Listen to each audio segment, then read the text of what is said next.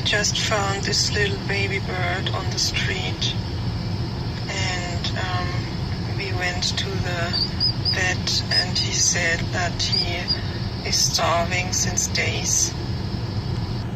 And the vet said we should put him into a box with a light bulb, so basically a lamp which will raise the temperature to 80 to 90 degrees. And yeah, he also said we should feed him toast with egg yolk.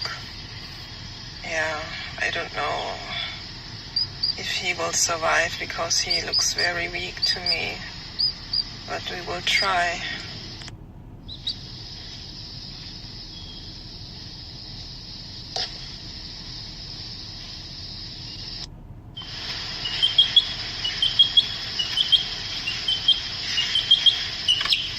Look at how much better he looks already. Mm-hmm.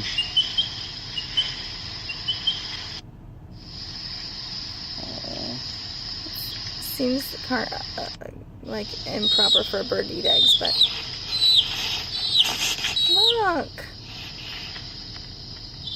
This is over the course of like a couple hours that they're posting all this. Is it really? Is that fast? Well, that they're posting it, so maybe it's like a day or two. Listen Wow, to that is him! annoying. Look!